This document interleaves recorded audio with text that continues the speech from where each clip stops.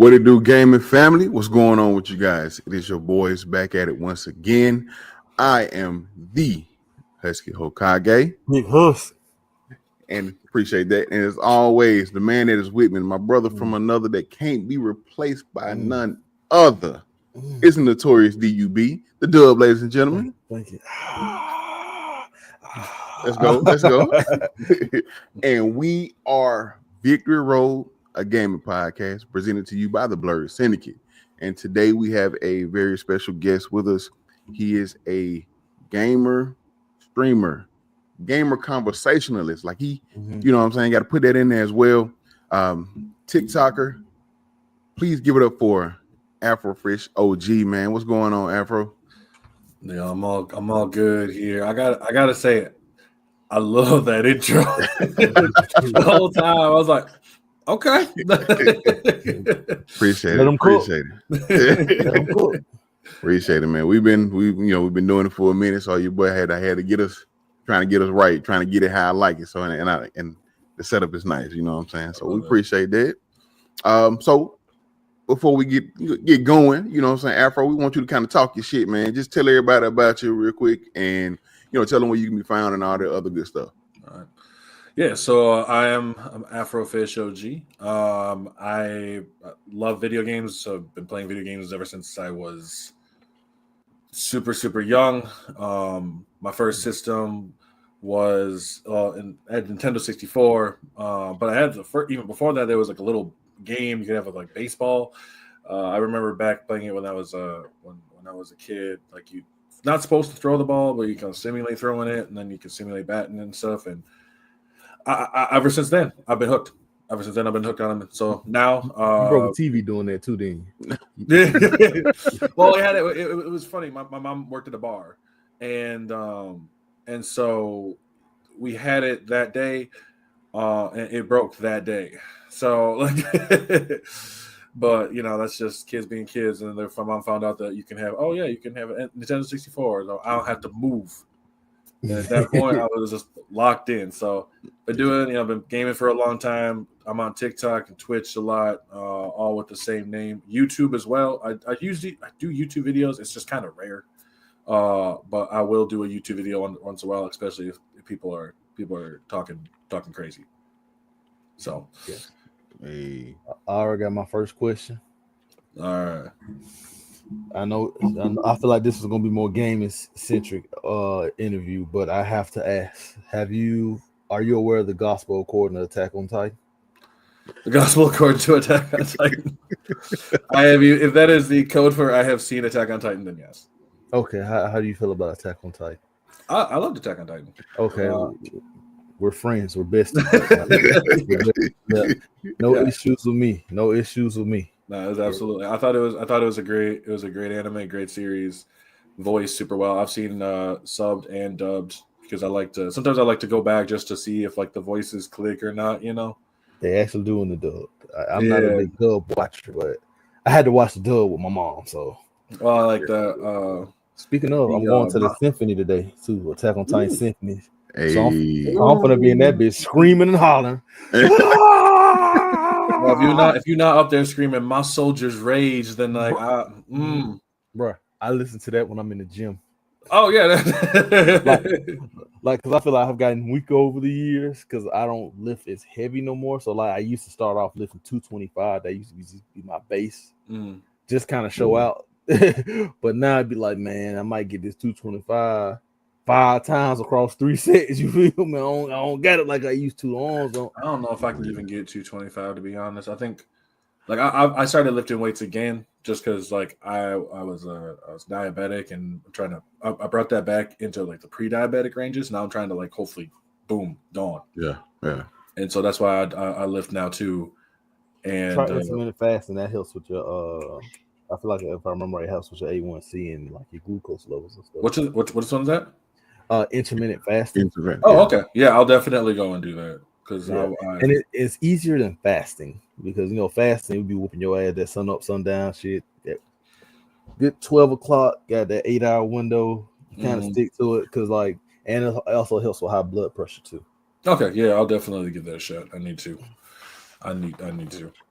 But I'm a bit of a stalker, Afro.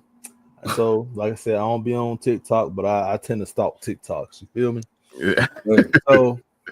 So I got a few questions. You know what I'm saying, Husky? I got them on our notes. So if you want to jump in and ask some of these, so I send you pick some questions to your audience, and I know you didn't answer some of them. So I have a tendency to not answer my own questions. Yeah, and I want some of these answers. But one thing I did notice first, I think it was your first pin video. I noticed a Persona 3 song soundtrack. Mm-hmm. Are you a Persona player, brother? Yes, I am. Oh my god! Oh my god! So I'll say though, because I've known of Persona, but I never got a chance to actually get into it until actually it was 5. And so the first time I played 5, that's when I got into it. 5. I was like, "Oh, this is great!" Right? I thought it was super fun, and then I went and played. They had the update version for Royal because I got 5, and then like a year later, it was like Royal came out. I'm like, okay, I'm just gonna go get Royal too. And so I played Royal, and I was just like, granted, I think it's easier than 5. It is easier than 5, but I never played 5.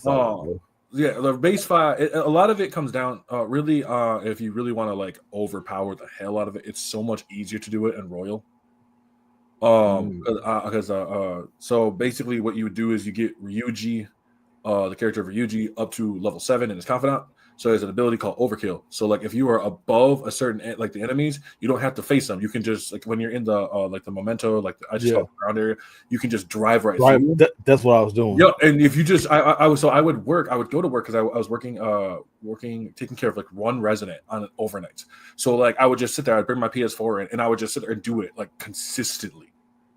And so, like, I was so over leveled, it was just ridiculous. Yeah, I maxed out at 99. Like, the Reaper got his ass handed to him. Oh yeah, the Reaper handed me my ass once, and then I was like, "Nah, I ain't taking that line down."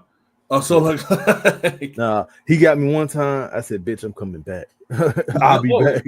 I'll be back." I just remember the only reason that I got snuck up by the Reaper because I actually fell asleep. And I was on the couch, and all of a sudden, next thing I realized, I'm in the fight with the Reaper, and I'm like, "Oh damn!" I heard them guns shooting. He's like, "Who the fuck?" Then I'm like, "Oh shit!" Like,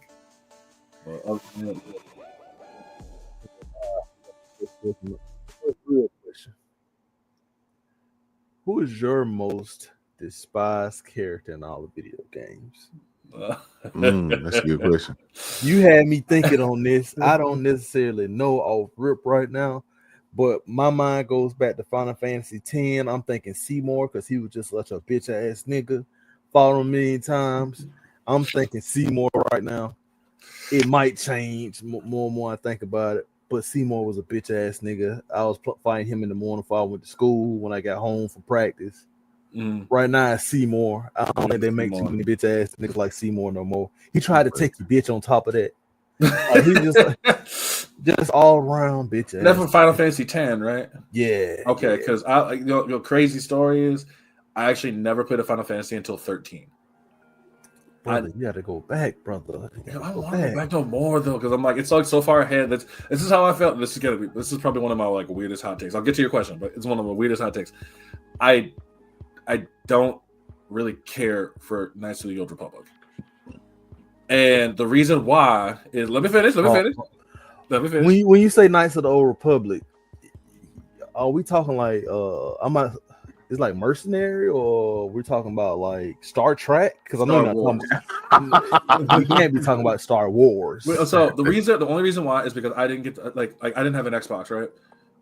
And my parents were like super stingy on what games we played.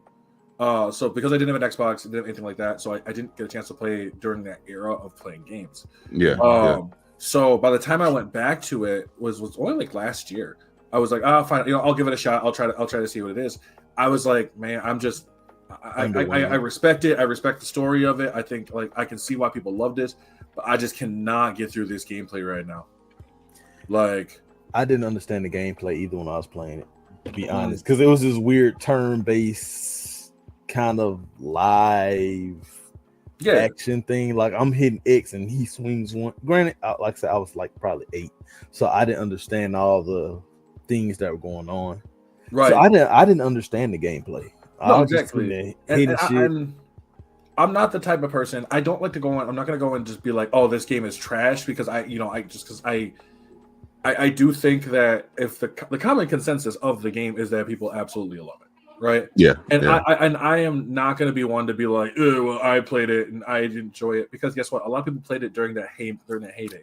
I went back to go play Ratchet and Clank. I love Ratchet and Clank. Like that's my favorite, probably on my list of my favorite game series of all time, right? But I'm gonna say that Ratchet and Clank 1 is not the best in terms of gameplay. It's actually because it doesn't have a strafe feature. A lot of times you're just kind of oddly running around trying to take out enemies, and it just feels kind of hard to play. So one thing we realized as we get older, some shit just don't age. Oh yeah, he finna whoop some ass. He ate him to death still. No, it doesn't. Some things don't age well. You know what I mean? And see, Knights of the Old Republic is one of, if not my favorite games of all time. But I played it when it was out originally. That was when I picked it up day one. I played through it. I loved it. But you saying you playing it like recently, I can totally understand how, you know, it may not vibe with you, or especially like the gameplay now compared to how it was back then. Like back then, the gameplay was fine, but now with everything being so advanced, it's hard to go back to games like that. Like you said, Ratchet 1, all those games, it's hard to go back to those games because of all the advancements that we've had in gaming and the stuff you like, hey, what? Let's put this in there. Let's put this in there. It made games better and easier to play, or easier to pick up and play, I should say. Exactly. I wouldn't go back to Knights of the Old Republic, so that's why I was pissed off when that remake got there. No, I was excited for the remake. Like I thought it's gonna be great, but you know what? I'm a believer that, you know, they're still gonna be working on it. They might just say right now it's scrapped, because they did say that about Metroid Prime 4. It was on for all they do, it was on an indefinite hiatus where there's nothing we can do about it. But then guess what? It just came. It got announced. So I'm in the belief that it is possible. But you know what? I just don't think about it, and when it shows up, it shows up. But yeah, that's I've always been with them. But to answer the question about the most despised character, because that's really difficult. Because I don't really have any like character that I typically despise. I guess the closest I could think of anything off recently at the top of my head would probably be the twins from Borderlands 3. I don't they're just annoying, and so like they make it kind of difficult to go and want to play the game. Because once you hear their stuff once, sure, you know, it's kind of like, okay, I get their purpose is to be annoying, but then after that I'm like, I don't want to keep listening to it. So if I could like shut them off for a second. Great. Yeah, like other than that, you know, I don't have anyone that I really deem as like someone I just cannot stand. But that might change. I could be wrong. If I am, I'm gonna have to make an update on it. Yeah. I need a TikTok video. And you need that husky and be like, hey, I finally really, because you know I don't look at TikTok, so you mentioned me, it's just gonna sit there. But like I don't even have it. You watch Invincible? I have not actually. I've been trying. I'm gonna go get to Invincible. And then I'm just like, I start watching something else. Like I was gonna get to Invincible. I started watching Freerun, and Freerun's amazing. I'm starting to watch Freerun. I have it downloaded for when I catch flights, but also I'm finna watch Haikyuu because. I heard that once. Yeah, I've heard that one's good too. Yeah, you playing around with it, but yeah. And just the question of the most, I'm like y'all. I'm trying to think of one. I know Dub had Final Fantasy X. I'm trying to think of one I can think of. Like I remember God of War Ragnarok, Odin from God of War Ragnarok. Like he had like a high, like just fuckboy energy. Like I really like he used to get on my nerves. I'm trying to think, it was somebody else as well, but I know that one just sticks out in my head for somebody I could say I absolutely despise. Odin from God of War Ragnarok. The man tried to basically take your son and coerce him to be on his side. Like he would just man, come on. Yeah. So you just gotta look at him like, bro, I don't like where this is going. Yeah. Well, and I guess even I could say in Elden Ring, he's not really like one I despise, but I definitely, when I did more lore deep dive, it's Gideon Ofnir. But I also find him interesting. I thought you were gonna say Radon might be up there too. Radon? Nah, I really hate Radon. Like he's just a big old beast. You know what I mean? At this point, bitch ass in that damn bow before you know what you're fucking doing. Oh yeah, no. It's like if you're not careful, it's not a fun time. Like you see that bow and you're like, oh, please don't. That's how I felt with That's how I felt. There's the boss fight with Godfrey, right? Because Godfrey boss fight is cool. We got a big old, like spectral lion on his back, and everything's all cool. He got a big old axe and stuff. This man's like fucking 13 feet tall. Like he's an absolute brute compared to my 5'8" video game ass. And so by the time that you go to fight him, the second is get to his second form, he just says fuck it. He literally kills his own lion. And then that's all his bloodlust is in that lion. And he just loses it and just straight up goes hands on you. Like the first thing he did, because I'm like, oh shit. And my friend's like, yeah, don't let him hit you. And I'm like, why? And he tosses your ass straight in the air. And then he Raikage Liger bombs you. Yep. And I was just like, oh, that's right. Like he took me a hot little second to beat too. But not like Radon. Radon had me stuck for a nice little second. Like Radon is fun with everybody. Like the reason why I like having all the summons is really a lot of it comes down to just the immersion of just knowing that like we're just jumping this dude. Like are we jumping him? Or I like to think it that way, but then after my character just disappears into smoke, I realize it's more like the Madara fight, if anything. Oh yeah, that's really what it's like. Literally, because he drops down the fucking thing on you, and bro, it's literally like the Madara fight from Naruto. Who? This nigga named Radon. Like, not Radon. You said Madara it's pronounced Madara. I don't give a fuck what it's pronounced. It's Madara. I've been saying Madara for years. I ain't finna. And when I realized it was Madara, fuck that Madara. Madara Uchiha. That reminds me of there was a dude on YouTube that I would get so mad because he would purposely mispronounce the words. Like Edo Tensei, he would say Edo Tensai, and I'm like, don't do that. That don't. Like I don't know what it is, but something about it's kind of pissing me off. Yeah, when I watch YouTubers and they be mispronouncing shit, like I think it's to get your attention, like on purpose. So like in that kind of strategy, if that's the intention, I get it. But fuck you, like don't do that. Listen, so many people mispronounce Hokage. You would think it wouldn't be that hard to pronounce or sound out or whatever, but I hear Hokage all the time. That sounds like the fucking backwater version of Hokage. Like, who the fuck are you? I'm the fucking Hokage. Like I hear that all the time. Hokage. Bro, you should start calling yourself the Hokage. Hokage's hands, dude. That's interaction right there because you got to break people now. Hokage. Oh wow, I'm good. I don't want that to stick. I already got one of my homeboys. He do that on purpose. Like he knows it's pronounced Hokage. He do it on purpose and calls him. I don't like, bro. Hey, that sounds like some shit.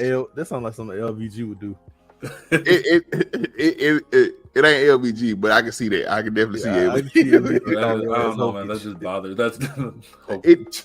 Listen, I was on TikTok and it was a woman, a lady. She was streaming South to Midnight, and I jumped in, and I was just showing support. She was, I didn't know her. It was just saw she was live.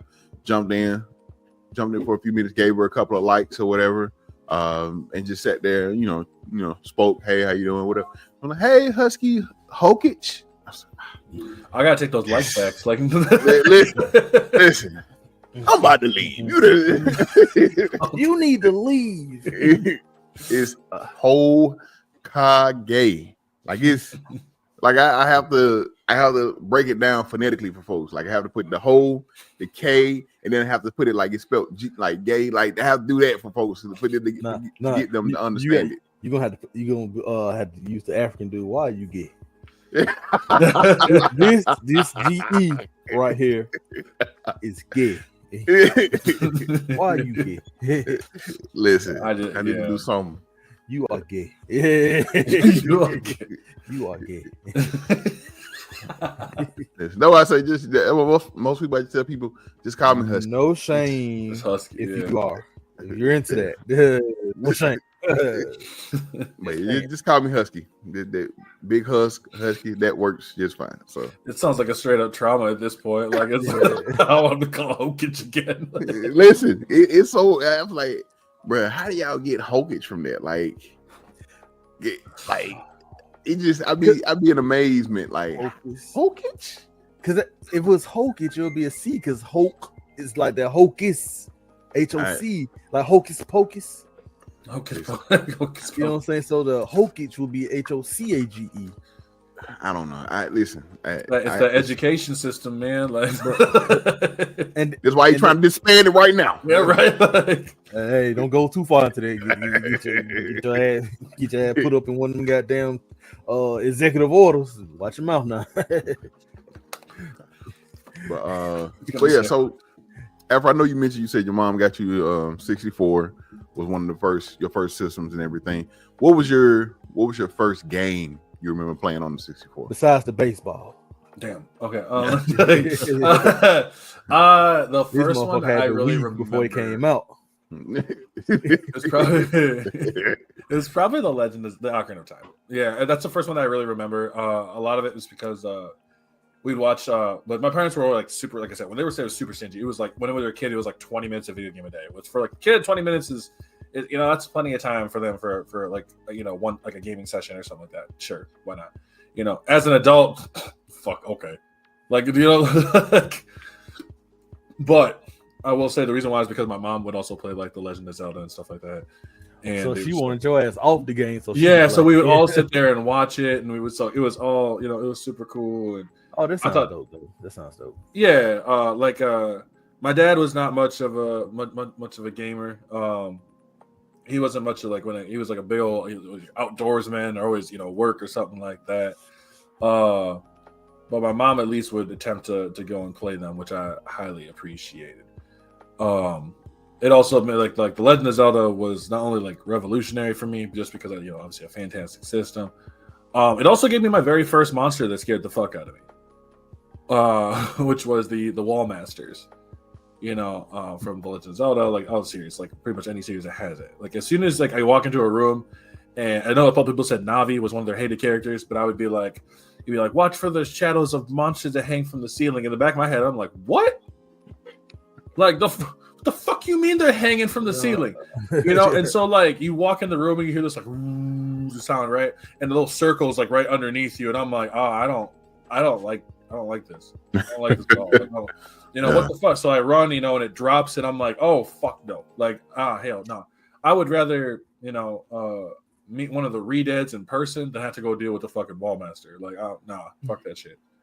So it was it was great though, but I'm not gonna lie, N64 is also just a fantastic system. Yeah. Yeah. So that Mario Kart,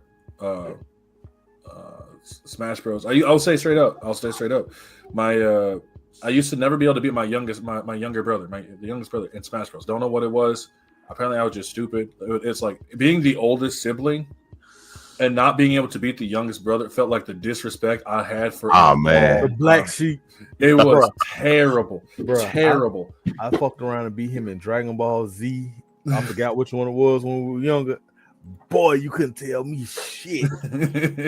But I think his ass cut that shit. I put man on NCAA on some shit. He's like, yeah, fuck boy. And funny story with it too. Even is I didn't realize I kept that resentment for like pretty much my whole childhood, through my whole life, through every iteration of Smash Bros. It wasn't until Smash 4 because I was running tournaments, right? I used to run tournaments in my one of my local stores or whatever. And so, you get people come in. I got sometimes like 10 to anywhere from 10 to 20, 25 people show up for the tournament. So it was really fun. But he came in one day and was like, oh, let's play. And I took it personally. Like I absolutely obliterated him. And I just sat there with the biggest like satisfied look on my face. Yeah. Like, everything lifted off my shoulders. He's like, wow, you biggest look like stage. Yeah, like you have been training. And I'm like, I didn't know I needed this. All those years just came through in that last, and that's like, yeah. It was like the Avatar state, but it was just younger version of myself, just being like, "Get him!" Like, they all disappeared at that moment, like just being like, "Get that nod," and it just disappeared off. That's what's up. So, go ahead, Doug. No, go ahead. Because I was gonna say, just kind of piggyback off what you said about you running tournaments. So, what you working at, like a GameStop or something, or you just a game store? No, actually, I was actually doing community service. Oh, okay. And so not you got the warrants out for you. And so I told them, like, if I can do tournaments, and like the guy who was pretty much running it was like, yeah, as long as you don't get paid for it. And I was like, oh, okay, cool, fuck it.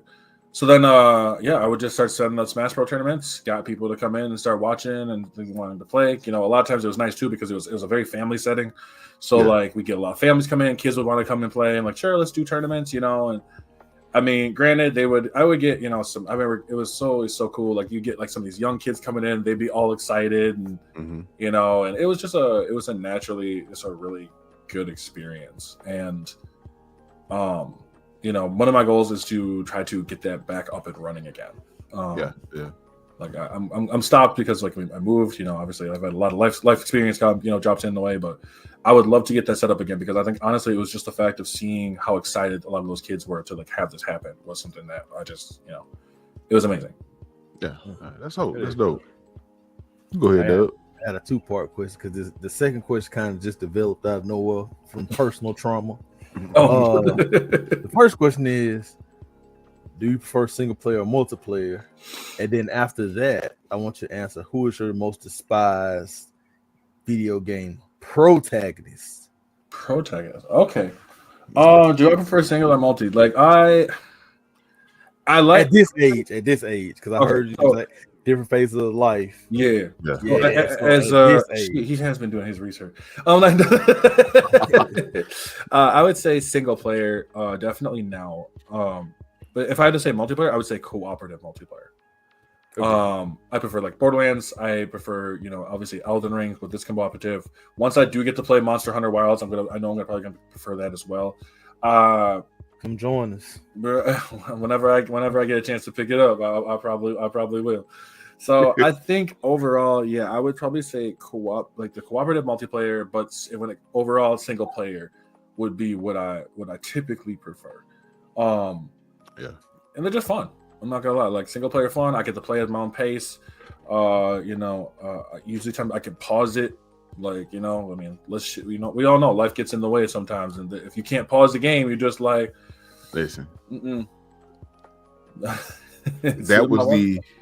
That's the dumbest thing ever, not being able to pause a game. Like for someone who has kids, that is to me one of the I can get if when you're playing online or you're playing in a match online, totally understand. But when you're playing, even when you're playing single player game, whatever the case, I should be able to pause it in the middle of like the monster getting ready to somebody getting ready to swing at me. I should be able to pause it right there to stop what I'm doing. Like I should be able to pause the game. They said, "Fuck that, we got your attention. Fuck that crying ass baby. Fuck that shit. Finish this nigga." No, absolutely, and that's why with the Souls games, I felt that one because I've had a couple moments where I'm just like, shit, look behind me, being like, you know, I don't know, you know, it's fine. This is fine. Like, if I'm playing the Souls game, don't fucking talk to me. It don't matter what it could be. I could be late for work. Like all of a sudden, cops are at my door, being like, "Yo, you gotta wait till I'm done." Like Godric ain't gonna wait on no one. Neither am I. If you see me playing fucking Elden Ring and you see a red ball on that fucking screen, don't talk to me. If somebody died, they're already dead. Tell me later. You feel me? Don't. Like, so that's why I think when it comes to the single players, it's just. Although I will say though, I have had a couple moments where I've made some mistakes with like pausing the game. I had one of the funniest moments. I went to pause it at the same time I got an autosave in Skyrim. And one of the ghouls in Skyrim literally has a sword raised right above me. So whenever I would pause it, boom, instant strike, and I would just die. So I was like, I had to literally like pull back, and it sucked because it didn't autosave for a while. So I had to pull back, which I had to do the whole dungeon all over again. It's not like it took long, but it was just the fact of like the extra work I had to do. Yeah. But then you also mentioned the most despised protagonist.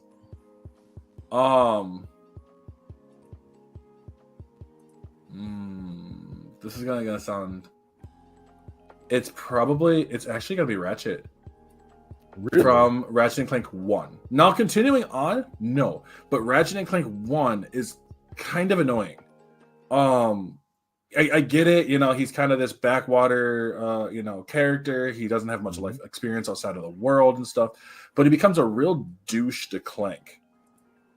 And it's through like majority of the game. Yeah.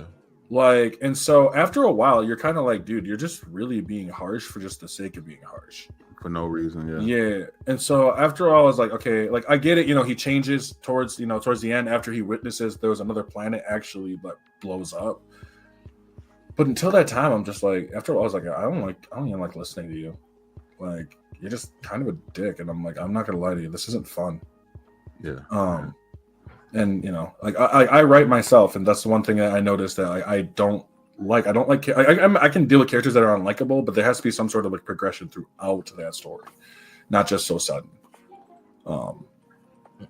Yeah, that would be the one despised character protagonist would probably be that. And like my brain's trying to filter through every fucking game that I can think of. Yeah. Husky, you got I got two. Husky, you got one? I do not one I can think of right off. Let me think. Go ahead. You can go ahead and tell yours though. One is every fucking body in NCAA 25. Fuck everybody in there because nobody look like who they supposed to look like. He's caught up. Jalen Miro overthrew the ball like they're supposed to, or look like they're real selves, or whatever the case may be. It's a Madden reskin, so fuck everybody in that goddamn game. And then the second one is fucking what's this motherfucker's name? Miles Upshur from Outlast. Because if you for a second, I thought you were about to say Miles Morales, and I was like, oh, no. His name is Miles Upshur from Outlast. You ever heard of Outlast? I've heard about that, yes. Okay, bro. So for the folks who haven't heard, horror game, scary shit. Bruh, why the fuck are you in an asylum with nothing but a camera? The whole concept pisses me off. I mean, when you think about it, bro, it kind of goes back to, remember those old tropes we get, like the 80s, 90s tropes? Because I know I used to joke saying, I'm like, dude, if that person, because I used to joke, I'm like, if that person was black, they would never be there. They wouldn't be there in the first place. Like, as soon as, like, if my friend pulls up and he's like, bro, let's go check out this asylum, like, do you have something to protect yourself with? I mean, I have this camera. Like we going the fuck home. I'm looking, bro. For those who are not sure, I am a heterosexual male. I have never seen so many backwoods, big hillbilly, naked ass men. That is a nightmare. Like, bro, it's a rated R game, but you see the penis, and it's like, bro, I'm good. So you have traumatized me on so many levels, because these same naked ass men is chasing you. They are chasing you. They're grabbing you and doing all types of things to you. So it's just kind of like, brother, what the fuck made your news story wasn't that fucking important? Sport, and then I'm not even gonna spoil it. I'm not gonna spoil the ending in case somebody wants to go and play it. I don't know if I want to know the ending at this point. Okay. Well, spoiler alert: the nigga dies. So you did all. So you do all that, and you don't even make it out. You lose limbs, fingers, and all this other shit, and you don't even get to hit a motherfucker that did you dirty. You know what I'm saying? Oh boy, you run the whole. Imagine Mirror's Edge with no combat. Oh, not the Mirror's Edge. That's that. Yeah, that.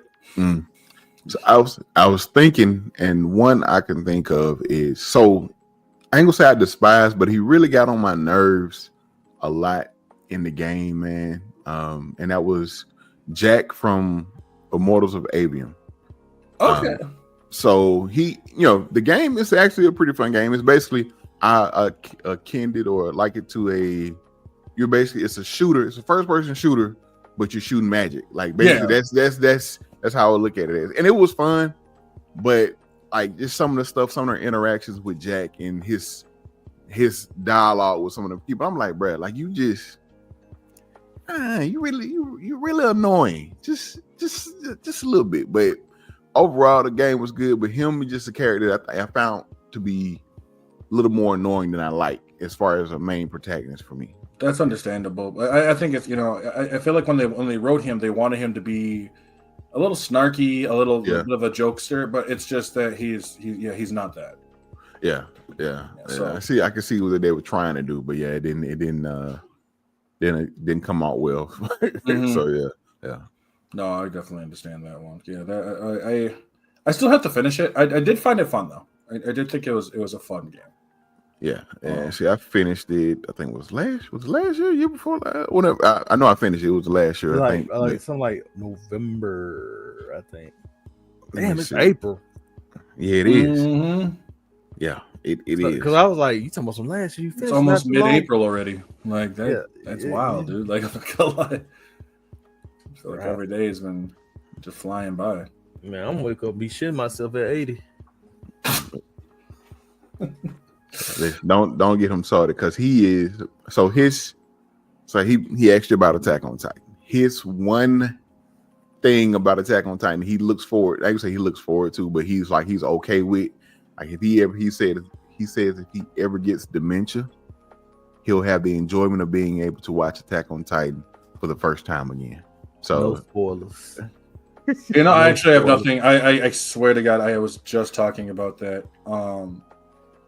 I was talking about that at work because I do caregiving, and so I was like, I'm like, I see a lot of residents, and especially in every place I've worked at, has been like that.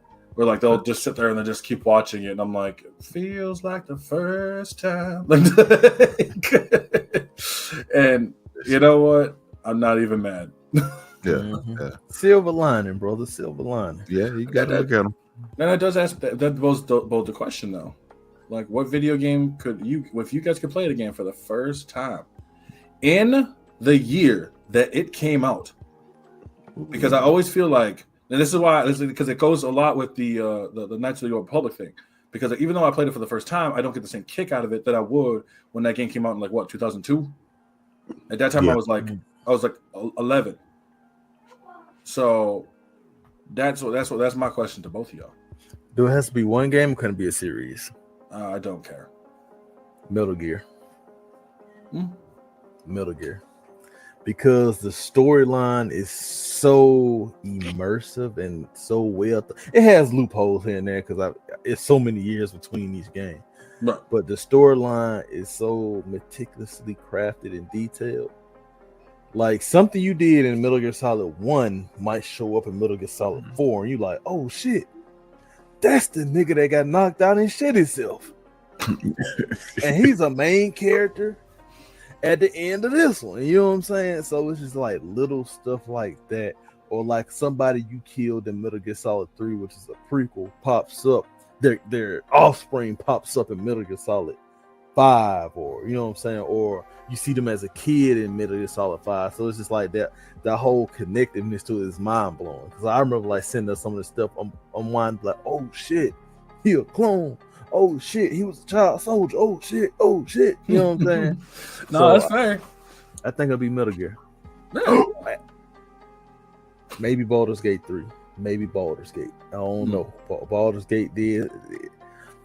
I actually don't fucking know no more because I was like, damn, Persona, but now I'm just like, I don't know. But between those three, you're just throwing stuff out. Yeah, I'm throwing shit at the wall, hoping it's sticking my brain right now. So I don't know. That's fair. So for me, for me, it's either gonna be Star Wars Knights of the Old Republic. I would love to experience that for the first time. Yeah, I remember playing that, man, and just being there through the whole thing, like going through. Because I'm sitting there like that whole reveal that happens. So spoiler alert. So you find out it's Dark Ribbon. Yeah, you find out it's like Revan and Malik, and then you wake up. How you wake up on the ship. You wake up on the ship, like you kind of design. And I love the fact you got to design your character. Like you got to. So my character look, was a black man. You know what I'm saying? So I love that. But wake up on the ship. You after you design your character, whatever the case may be, you trying to figure out what's going on. Figure out going through the store, getting bits and pieces, and then you finally get the reveal that you're Revan. I'm like, oh shit. At the time, my mind is blown. I'm just like, I had to pause the game, like, yo, like, so. See, I would have went Stone Cold Killer after that. Darkness is spreading. No, there's a crash out moment right there. I'm gonna crash. That's fair. Those are some really good ones though. Yeah, I had one more, and it would be if I would have played it at the peak of its hypeness. I would say it would be Witcher 3. I just finished Witcher 3. Okay. Either first part of this year, I think it was first part of this year. I just finished it recently, and I understand why it was as what people said it was, like how good it was and things of that nature back when it first came out. And I wish I would have took the time to play it then, but the fact that they did the update, I was like, after they did the update, I was like, you know what, I have to play this. I need to give this my time so I can just right. To see how it is. And listen, it's an amazing game. Right. No, I like those ones. And for myself, it would be there's probably a few of them.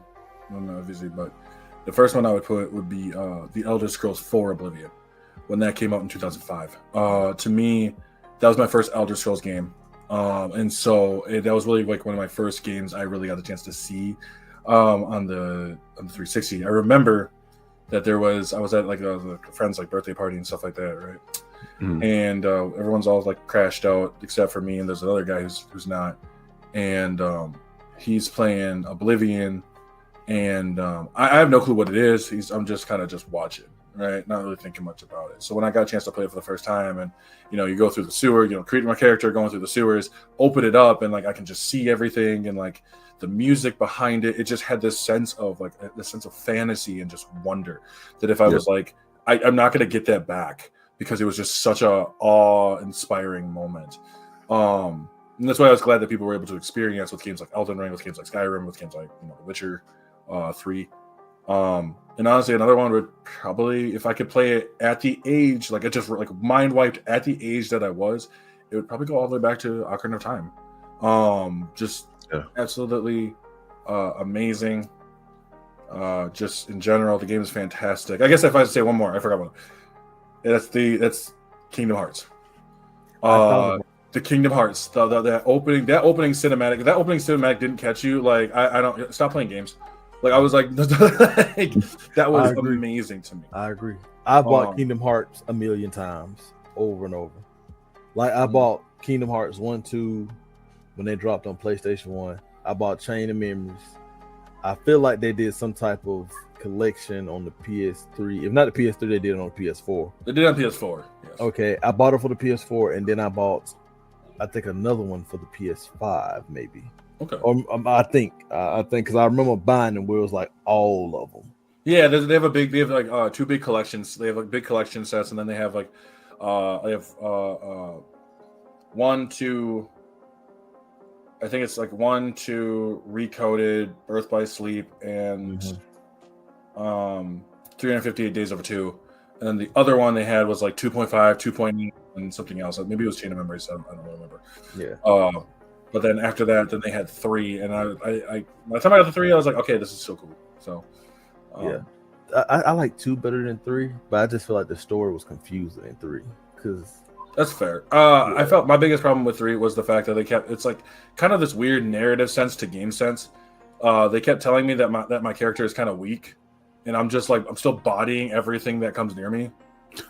I'm just like, okay, I guess like when I look at like something like God of War, right, and like God of War Ragnarok, right. I know Kratos is that dude, but the first time that Thor uppercut me with his fucking hammer, man, listen, I was okay. Listen, that first Thor fight, big deal. when I tell you one of the I didn't even say best, but like just one of the just amazing and fun fights that you experience in the game. And granted, you know, it's a lot of button press, you know, some just button mashing or button pressing basically. But the key thing that they decided to do by basically thinking you died and then Thor brings you back to life. Get your bitch ass up. Get your ass up. Like I'm not. Get your bitch ass up. That right there was that once again. That was a pausing moment for me. Like I'm thinking like, yeah, I died, and then you hear Thor say something to you're not dead yet, and basically shocks him and brings him back to life. Like, bruh. Yeah. Then what was then I was gonna say EMR. You home care. What's the shit when they shock a nigga to bring him back? God dang it! I know what you mean too. I was gonna say the Jaws of Light, but I don't think that's it. Nah, that's when the motherfucker stuck in the car. Yeah, it's in the car. Defib. Yeah, bro. Yeah, the defib with the hammer. Get your bitch ass. Well, and but it's the same thing I felt with you know something to a lesser extent I felt with Baldur. You know, when I'm looking at Baldur and I'm like, Kratos is just standing over him like, bro, get out of here. And then he's like, all right, my turn. And he punched me right out of my own goddamn house. And I was like, bro, that's a level of disrespect. Like, no wonder Kratos got pissed. I go straight into Spartan Rage too, bro. That's a level of disrespect. You don't knock a man right out of his own house. Like, through his house. Like, oh, man. And I was sitting there in the back of my head thinking to myself, like, Atreus is just sitting in that little fucking thing being like, I don't know what's going on. Like, his house just getting destroyed. He's just sitting there, man. But that was like, for me, that was just a moment. Like, you know, you have those pausing moments. Like I say, it's stuff like that comes up, and it just makes me, you know, it's like, oh, like even after like spoiler for if you haven't played Jedi Fallen Order, and when Vader shows up, when Vader shows up, bruh, like I couldn't pause it. I ain't paused it in the moment. Once I finished that scene, I was like, bruh. I fucked with that because I feel like most games really don't go into the lore of how strong Vader really was. Like, and then I feel like the old movies don't really do him justice because like the technology and shit just wasn't there. You just see a big boogeyman in the suit. But Jedi Fallen, Survivor and Fallen Order, they give that motherfucker justice. And Rogue, and some people in the Star Wars fandom don't like it. Rogue One, I like Rogue One.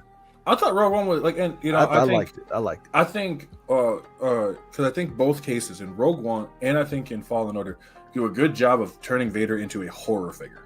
Correct. Like, and that's what it should be. Like the fact that, like, I agree. I don't think they've always done a great job of making him seem like just his presence alone when he shows up, because it's supposed to represent, I believe, Gothic horror.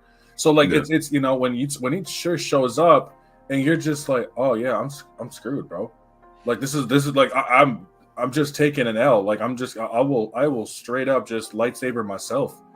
Like, like I ain't having, I don't know whatever you did to that lady, but I'm not having it done to me. Like because it's like even if I can get close enough, his skills with the lightsaber impeccable. A++. Well, and that's why his fight with Seer. Look at his fight with Seer. I mean, they work hard to make sure that you win, but it never felt like Vader was truly going all out. Listen, that hurt me because I was like, bitch, run! Bitch, run! Listen, I completely, and shout out to Deborah Wilson, the voice actress for Seer. But like, also fuck Deborah Wilson because of how she was in Suicide Squad. Well, she was playing. I know. Amanda Waller, but she's good at the door. I'll say I like her as like an Amanda Waller, even though I don't. That's not like what I envision. Amanda Waller, I still envision Justice League TV show Amanda Waller. Yeah, or like the animated series. But like, I'll still say she does a good job as it. She has that demeanor. Voice. Yes. The monotoneness in her voice and shit like that. Yeah, that's the one thing that actually, as much as I love this, I do like the Peacemaker show. Yeah. The one thing that I never was really a fan of is they never really got a sense of how dangerous Amanda Waller actually is. The bitch cold blooded. I learned Suicide Squad. She sent me to my death a million times. Man, I'm not gonna lie. Like it was to me, it was the TV show where she pretty much outs Batman as Bruce Wayne. And she tells him that she knows exactly who he is by saying, she's like, he says something about like getting one up on her, and she's like, don't get ahead of yourself, something like that, like rich boy. And Batman just kind of looks back like, oh shit, you know what I mean? Listen, I love seeing, you know, when you can scare Batman, like that says something. And for her to, you know, her and I think I talked about this fairly recently about how the Riddler had Batman, or in the Batman, the Riddler had him like leaking shit. Like he just knew he was found out. You watch the Batman, that scene between they caught the Riddler and Batman's having a conversation with him, and the Riddler is just like talking about the only one, and you know, talking about Bruce Wayne, and he thinking, oh shit, I'd have been found out. He can't react because the camera's in there with him, so he can't really react, but he's just letting him talk. And then Riddler says, yep, that's the only one we didn't get. And you see that sigh release, the ass cheeks come unclenched. Like he was just, because he just knew he had been found out. And then the fact that the Riddler is saying all this on camera, and then the fact of, because the Riddler was like, hey, we're the smartest people here. Then when he finds out Batman doesn't know about the what other bombs are, he was like, oh, I was wrong. You ain't smart. You dumb like the rest of them. Like basically, like yeah. So when you can scare, like do that to Batman, I know something, man. But I mean, have you seen the deleted scene in the Batman? I have. Well, okay, with the Joker. Oh yeah, I remember. I remember seeing it, but I don't remember like what like whole interaction. Yeah. So their interaction, Joker gets one up on Batman. And I think they also want to show that Joker is also incredibly smart too. She is able to deduce Riddler like that. And at that point, he ends up, if you really rewatch it, he ends up turning it all around on Batman. By being like, starts getting into him, or getting into like Batman's whole era, like, well why you couldn't figure this out? Really? Like, you're the world's greatest detective? Like, come on, dude, like do better. Listen, I gotta go watch that because I know what's the actor, Barry Koenig or whatever he's playing. He was playing the Joker in that one. So hopefully we'll get to see him in the next the Batman movie. So far that Batman ain't gonna be in the No, they're two different universes. Yeah.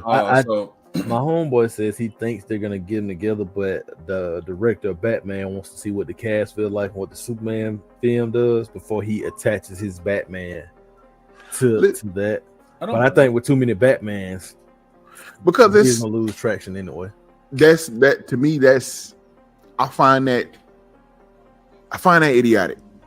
And you have a staple in the DC universe, which is Batman, and I get it. You're trying to build your DC EU or whatever. You already have a Batman in place, and turns out he's a good Batman. He's a great Batman. He sucks Bruce Wayne. Well, I gotta remember that what this Bruce Wayne is though too. This Bruce Wayne is one that hasn't healed himself. He hasn't. Yeah. He's honestly really interestingly, he's more in tune to how Andrew Garfield was in the first Spider-Man movie. In the first Amazing Spider-Man movie, where he was just the only reason he had the suit on was just to release his trauma. He wasn't a hero at all. He was literally what the officers they say he was a vigilante. That's exactly what he was. Yeah. It wasn't until he actually he realized that the Riddler was using what he was saying that he is justice or his vengeance. Yeah. And it was like, oh shit, okay, like nah, I guess I am wrong. Like what I was doing is wrong, and if I'm gonna be better, I have to actually go and be heroic. Yeah, and see, that's why and just back to my point of. You have a solid Batman here. You got a universe he's built. You got great characters. We had a Penguin show. And the show's good. And exactly, consensus is the show was good. Like I love how they did the Riddler. He wasn't like the Riddler we know from the comics or whatever, as far as like the dress and everything. But he worked at GameStop. Like he worked at GameStop. I can see that. But the intelligence and all that stuff was there. Like I love that. Like it's like the street level where it's kind of like, but it still makes the dark and gritty part. Like I love that. And then you're gonna give us, don't get me wrong, I get the Superman. The Superman has a lot of color, pop, everything like that. It's Superman. It's bright, it's shiny. I get that. Batman is supposed to be dark, gritty. I think exactly. I will say though, I do think for me personally, I'm fine with them having two different styles. You have a more realistic, kind of like what Christian Bale's, a dark version like that, but he wouldn't translate to more of a universe that would feature a more whimsical. Because I want to see a Batman that's similar to like the Ben Affleck's one, where when he was fighting, I said out of all the Batmans that we've gotten in live action, Bale's Batman or not Bale's, Ben Affleck's Batman is coming out on top, like 9 out of 10 times. There's no way. The way that he was fighting was like quick. It was like boom, one hit, like, and he was just dropping motherfuckers. I'm like, that's the Batman that I think we need to see. We need to see one who is not only like fairly smart, but if he's going to be in a universe where we have Superman, Wonder Woman, blah blah blah, he needs to show that he can do a lot of that kind of stuff too. So if he's taking on characters, let's say I don't want to see Bane personally. Like I'm sick of seeing certain characters, but like give me a character that he has to take on. Let's say like Man-Bat. Or a character like Prometheus, where he has to physically fight, and they are they're duking it out all over the place. Yeah. Like I want to see a comic book fight. I don't want to see just one or two, couple hits here and there kind of thing. I want to see a comic book fight featuring Batman. I don't care if the motherfucker getting thrown around. I look at if you guys ever played Arkham Origins, when Bane rips Batman off of the fucking the top of the elevator. And just starts chucking him. I don't care. I want to see it. Like I was like, I want to see. You want that Easter egg? Yeah. So that's that's the only thing I'd say when it comes to like a lot of those the comic book versions, because I feel like separating them would be smart. Especially because we're supposed to get Clayface actually as like a horror. I saw that. I'm for that. I'm for that, and that's what I'm saying. You're gonna stuff like that where you have the Batman villains. Like you think about them, that's a scary motherfucker. Like this man can shapeshift, change. He's made like that's scary as hell, and it needs to be done like that. Like there needs to be a horror version of that. Like it needs to be. I'll classify the Man-Bat, another one. That's scary as hell. You know what I'm saying? So I hope we get hope Batman's they make universe kind of should be scary. Yeah, it should be scary. Like, I mean, even you got characters like, I know people probably don't fear him, but I think characters like Two-Face, who is so, his unpredictability to the point where he has to flip a coin to decide what to do. Like, bro, dive into that, like that PTSD from him. That's psychologically horrifying. Yeah, and like, bro, that's like PTSD and bipolar disorder or schizophrenia. You know what I'm saying? Like, dive into that, make that shit more real. Like, bro, I think the reason why Batman is such a great character, his universe feels real. You know what I'm saying? Like, theoretically, we probably could get a martial arts fighting billionaire we can see Elon Musk doing some of this shit. Have you looked at Elon Musk? He ain't doing shit. A few steroids, he'll be out. Mark Zuckerberg, because he's been doing the MMA and shit. Like, we can get a motherfucker like Mark Zuckerberg out there doing some vigilante work because he got the billions to fun shit. You know what I'm saying? If you looked at that man, dude, that man looks like a walking Sims NPC. Like, it is actually kind of insane. But he looks like the type of character that would like end up whipping up on you and then just staring over you, being like, "I told you so," and then just walk away. Not even "I told you so," and walk away. Motherfucker looks like a real life Doug Funny. Like it just. Hey, bro, chill out, my man Doug, man. My boy Doug did not deserve that straight. He did not deserve that straight. That's there was actually a live I did, and I thought it was kind of fun. But it was like the last boss fight that you do, right? The last boss fight you beat, all of a sudden rolls up on you IRL. Like comes right out of the video game, knocks on the door, and be like, "Get the fuck out here." And I'm like, "Who you fighting?" I'm gonna be fucked because I think my last boss fight was a Ninja Gaiden Black. So basically, I'm cooked. I'm done. Yeah, I'm done. that facial expression, like I'm basically meat on the stick at this point. I got to fight Zoshia. I'm meat on the stick, boy. Actually, I'm lying. I think my last boss fight was probably in Monster Hunter. Probably so. Yeah, I'm meat on the stick. I don't care if I do have a charge blade on me. I ain't got the skills to wield that shit in real life. My rolling and dodging ain't. It's strictly run away. It ain't. me looking at Husky. To Valhalla.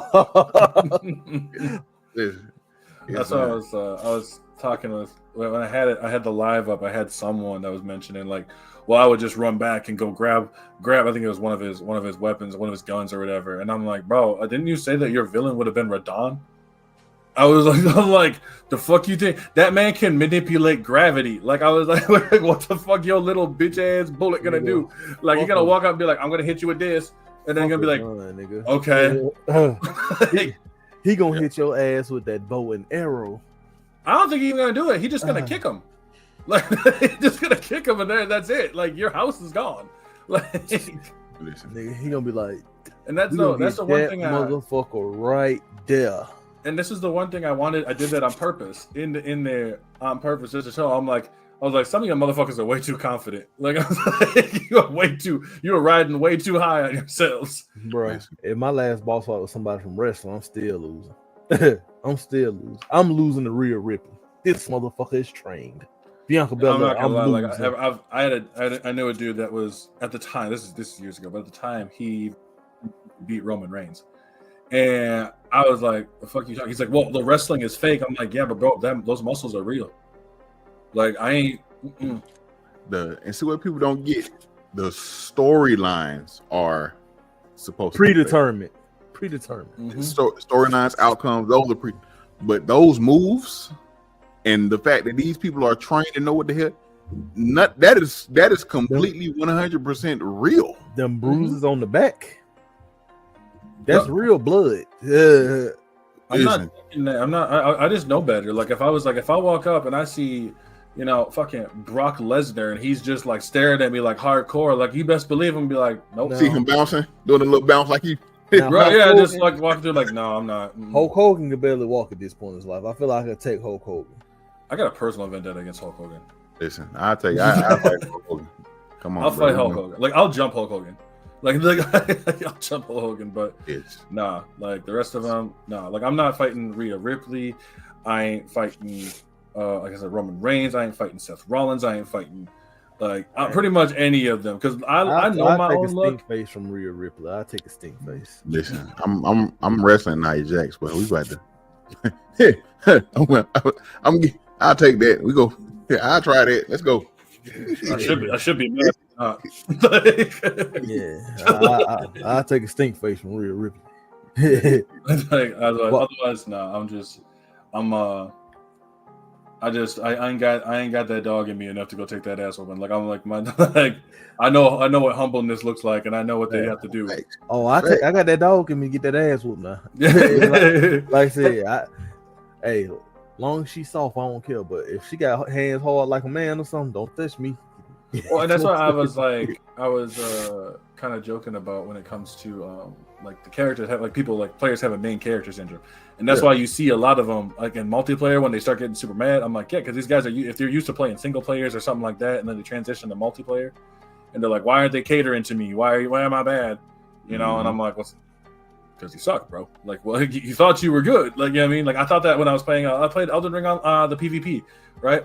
I've beaten the game multiple times. Went to go play PvP. I got my dick kicked in. Like it was not a good time. I feel that with fighting games too. Like I was playing even like Smash Bros. I don't really count Smash Bros as a fighting game. I call it like a platform fighter, like a subsection of a fighter. Yeah. But like I just went to a tournament. There was an anime convention. I went to a tournament and I got obliterated. Like first round. It was like I've never been out at first round before. And it was an experience that I'm like, I mean, granted, I haven't played in a while, so I should have expected it, but like I was like, okay, I'm feeling pretty good. I'm riding high on myself. I believe in myself. My skills didn't, So like, I ain't gonna lie. I went to an anime tournament and played Tekken one time. I'm gonna get my dick kicked. I almost beat like the guy that was whooping everybody's ass in the room. I got a perfect on the first round, and then after that, he won. And then I started playing too defensive because I was like, "Oh shit, I can beat him." So me and him both kind of, and I fuck around and lost. So I could have won, but I started playing scared. I'm saying the most humbling experience to me is playing a fighting game. Like that is the most. It is, there's no one else to blame. It is just you or the other person. It does not matter, and I love that feeling. There's that competitive sense. Yeah. Where that I don't need anybody else. I don't need no help or anybody else. It's just all right. I might play Tekken. I play Tekken very casually. So like I might play. Let's say I play like Brian Fury or something like that. And then I got the other guy next to me. He's going to play Lars. I have a buddy of mine who plays. He's really really good. And he plays Lars. And it just watching him play is just insane. Like it's like between me versus him, it's not even a competition. Yeah. And it's crazy how it's all just muscle memory. You know what I mean? Like watching that back and forth. But like I said, like you take an ass whooping in a fighting game, it's just humbling. Like take it as a learning experience and move forward. Yeah, and say I'm not a big or a huge fighting game person. I play them, like the ones Marvel vs. Capcom and my recent favorite, Dragon Ball Fighters. I love Dragon Ball Fighters. But yeah, as far as playing, like I play online every now and again. And sometimes I get my ass beat. Sometimes it'll be a close match. Sometimes I pull out a win, but I know I'm not like good because the ones I fight and I be getting my ass beat. And them guys who just chaining moves back together and breaking through my block. Like, you know what? Yeah, my boy, you got this. I ain't gonna lie. I play Broly's my main in that game, and like I always play random. I never pick my character. Like if me and you homies, I'm pick random because it makes it interesting. If I fuck around and get Broly as my first character, I'm going through all three of your characters. But which Broly? Z Broly or Super Broly? Z. Okay. But also my next question, because Kusky hit about customization, so it's also two questions. How long do you usually take to customize your character on games where you create a character? And also, name a gaming character you relate to. You just pulling them out of all of my videos, bro. Because you had some good ass questions. I said, he does. He has that shit had me thinking. I was like, but you didn't answer them. I was like, well, when it comes to customizing, it really varies. Like for example, for like Baldur's Gate, I did take a little bit of time to make my character just look. I'll usually do like a male character first, and I'll do a female character right afterwards. And then I'm always, I don't take usually too much time because honestly, a lot of games until I've seen recently within the last, like I'd say, like 5 years or so, we really haven't gotten extensive options for character customization. Whether it was, the way that the skin pigment, what is that called? Is it where people they might be have dark skin, but like they have like the white and stuff like sometimes pop. Is that vitiligo? Yes, and then Baldur's Gate had that, and I thought that was awesome.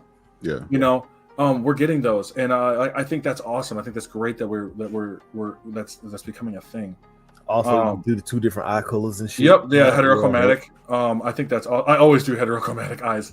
At the end of the day, I end up usually doing either blue and purple or red and purple because it's Sharingan and Rinnegan. But like, I was picking up what you was putting down, brother. I was picking up what you was putting down. I was not. I was completely in a different area. Yeah. I think Magneto. Oh, Magneto suit colors. The red and the so like I think when it comes to customization, I usually spend about maybe like 5-6 minutes into it, see what my options are. As soon as I see something that I really like if a game has like cornrows or any kind of dreads, that's instant for me. That's what I'm going for. It depends on the game for me. It depends on the game for me. It depends on how they look. Because usually I might go with. It depends on because me personally, I will spend hours customizing. Like WWE, I'll spend a whole work day creating my character. But something else, like I was probably spend like an hour and a half. Okay. Because like I said, some games like they have enough things with the face with my character. I don't like my character to look like you can easily draw. Like I was talking to somebody the other day, they were like, "Hey, this little character you made kind of looks like you," and I was like, "My face is easy to draw. All you gotta do is make a little circle, eyebrows, a little beard. That's it. My face is easy to draw."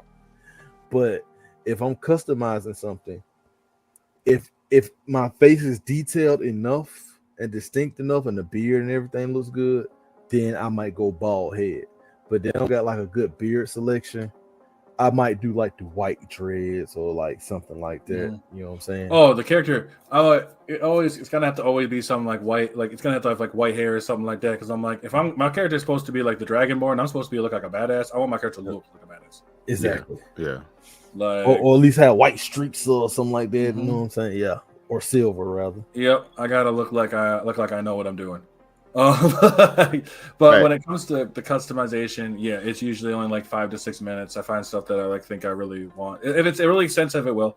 Like I'll dab a little bit more into there, or if they're funny, like Soul Calibur 6 is one that I like doing customizations on. Actually, a lot of times the reason why I do is because I when I go to create any kind of story, I actually use Soul Calibur 6 to develop what my character I think would look like physically. So then I can actually, because I can't draw worth shit. So like I'll use Soul Calibur 6, and then I'll figure it out and be like, okay, that's how I want my character to look, and then I'll just write them off of there. I think all fighting games should have a character customization. There's no reason why they can't. Tekken, looking at you. Mortal Kombat, looking at you. There's no reason why I can't have a customization. Onto the second question of being like, what character do I relate to? That one's kind of tough. I think part of it, like it's really because there's parts of characters that I think I relate to. So part of it would be like Ratchet, right? I came from like a very small town, a very conservative town, you know, very, very, very white little town up in Wisconsin. So like when I left that area when I moved with my wife over towards Milwaukee area, it was very different from me. Very different experiences. People are just overall very different. And just learning how life and stuff like that is something that it's kind of fun to see every time I play Ratchet and Clank. Especially as he gets on later on too. Like I'm not gonna lie, like through the later years of it, when after him and Clank become friends, him, you know, taking on more of that leadership role, you know, I love seeing that. And I think another one, honestly, is I don't know if I relate to him, but I definitely feel it. I guess I know it's Sly. Sly Cooper. I love Sly. I think Sly's whole like kind of doing whatever, which is kind of me, he's just stealing from any of the rich people, that kind of like a Robin Hood kind of thing, which I do respect. But I think it's the fact of especially through the first game, he's really just a walking ball of anger. And through the second and third, he becomes more mature. We're seeing him mature more, him showing that he does care about his friends a little bit more, and when they get in danger, they have no problem jumping in and rescuing each other. I think this is like just something that is just so cool to see. Yeah. So that's what I choose. And I have not played through all of Sly Cooper 1, but I was playing through it, and I like this one. I like it. I started. This was a few months ago because they had it on PlayStation Premium. I was trying it out and playing through it. The controls were a little wonky. Yep. So I was like, I don't know how much longer I can keep going. I would go with 2. Go with 2 because 1 it ditches the linear progression system, like linear setting, to a little, as what it was in the PS2, an open world setting. Okay. So you can find clues. You can go and just pickpocket people. You'll find little like chests and stuff like that, or like little like vases or something that you can use. You can bring back to your base and purchase them for upgrades. Like it is definitely an improvement over the first one in almost every single aspect. And I think 2 is the best one. Okay, I'll duly note it, sir. Thank you. But, so, I have another question, and my question would be, and like I said, we talked about your first games and things of that nature. So, and I know people have several, so I'm not going to say just one, but give us maybe your top 3 or top 5 all-time favorite games. Oof. They're always changing. You know what I mean? Like they're always changing, but there's ones that I think I'll put up there. So I guess in no particular order. Ones that I'll always, because I can always come back to this one. Mirror's Edge. Mirror's Edge first came out. I remember just playing the demo over and over and over and over and over. The game is kind of linear. There's some issues with it, but I absolutely love it. I think it's innovative. It is extremely innovative, and I wish we would get more of Mirror's Edge because I think there's actually a lot you can do with the parkour mechanic of it. We saw it with Dying Light. Dying Light was a prime example of what you can do with it, and Dying Light is really fun. In terms of zombie games, it's my favorite zombie games. Like they're just an absolute blast. Metroid Prime 2. Metroid Prime 2, absolutely amazing to me. The being Samus, is just really fun. I remember playing it when I was a kid and like being amazed by the worlds and everything. And I don't mind the backtracking. I don't mind the constant moving back and forth to go collect stuff. That's fine by me. The game is difficult. It is very difficult, but I moved on. I was able to beat it, and I'm like, if I can beat that, I can go beat anything. Pokemon Emerald. Pokemon Emerald. Quick favorite Pokemon. You got. It's gonna be Mudkip. That's my starter.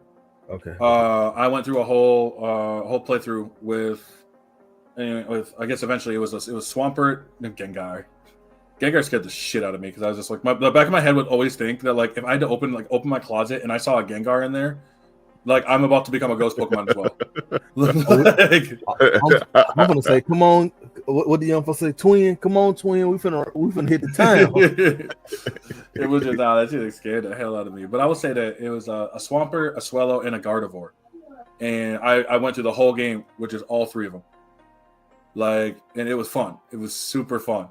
But yeah, I would always say it was just they had the little bike system. I thought was cool. I loved the world. They had so much innovative. They were the first ones to introduce abilities, the weather effects, just everyday weather effects. Different areas felt, they just felt different. The little you could build your little secret hideouts. I don't give a fuck about building a secret hideout, but I did back then because I had so much extra monies. And so like I was like, this is awesome. Ratchet Deadlocked. Ratchet Deadlocked was by far, I think it's the best one in the Ratchet game. It not only was it fun, it had that a little bit of a darker style because it's 2005 and I'm still in my emo edgy phase. But like we had armored Ratchet, you had all these, I guess the guns were kind of basic in terms of like you had your rocket launcher, you had your sniper, you had your pistols, you had whatever. But the customization was awesome. I could, I could slab a shock mod or a lava mod. But I could also increase their speed of the guns. I can increase how many bolts I get. I can increase the knockback ranges. That's something that they don't really have anymore. And I've played the other Ratchets where they have done, the most recent one was Ratchet and Clank Rift Apart. Yeah. With their rare titanium system doesn't hit the same as that customizability. Yeah. And because of it, I've never felt it's been as good. Trying to think. Oh, there was another one I had that but it's lost to me. Yeah, it's lost to me. That dementia kicked in. Bro, right, bro? I swear to God, dementia's contagious, bro. Like,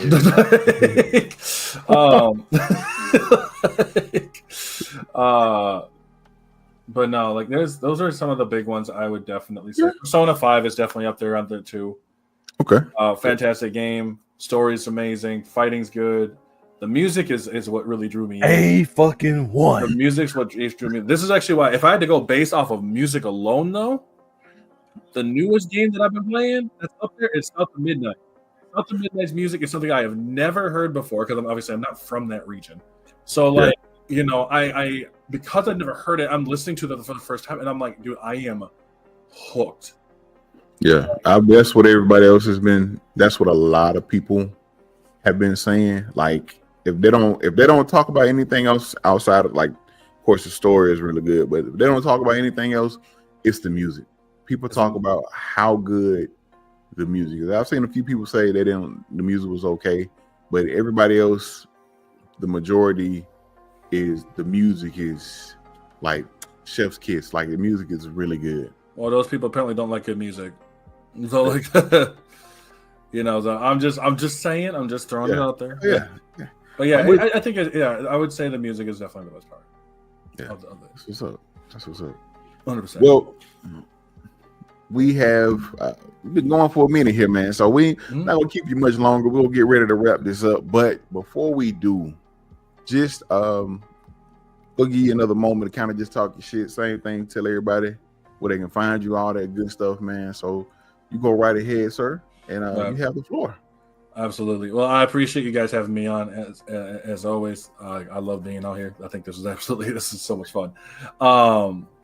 For like I said, for me, y'all can find me up on TikTok. I do lives up there.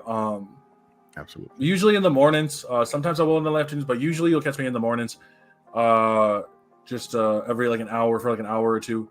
I stream on Twitch. I stream on TikTok. They're only like an hour or two. They're nothing that long, but it's just enough to get people to go, hey, go check this out. I like streaming indie games, actually, or like AA games or games that I don't think people are typically going to see. Other than that, Instagram, you can find me on Instagram. I think AfroFishOG, same thing as always. I do have a second one, but I haven't really used that one. I haven't touched it yet. And then YouTube as well, of the same name, AfroFishOG, where you can catch videos, you can catch streams. When I do podcasts, it is on Spotify, it'll be on Twitch, and it'll be on YouTube. So you can catch me on that one. Also, the podcast known as Afro in the Know. I have two podcasts. One is with my friend Afro in the Scorp, where we talk video games. We just talk random stuff. And then Afro in the Know is where I will interview and with just people from all over. My last one I did was with a guy who was Game Gab. I don't know if you've seen him up on there at all. He's on TikTok. Very, very good content creator. The one before that, I talked with a friend of mine who's a teacher. And we just talked about how like the world is changing through education. Yeah. Well, that's dope, man. Well, make sure y'all go follow AfroFishOG on all of his socials. Go check out the man's content. Also, jump on TikTok. The man is live just about every day, man. And he's having like these ain't just regular. These are actually good lives. They're a good space. Like everyone gets a chance to kind of share their opinion and talk. Like he has them set up well.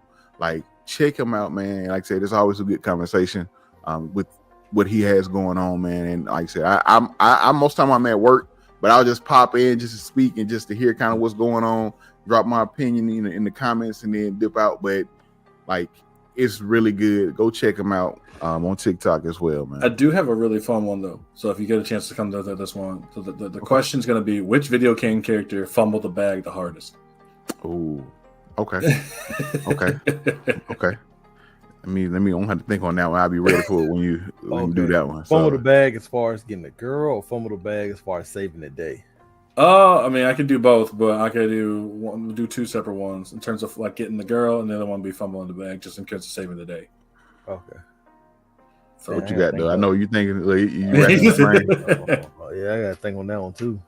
Yeah.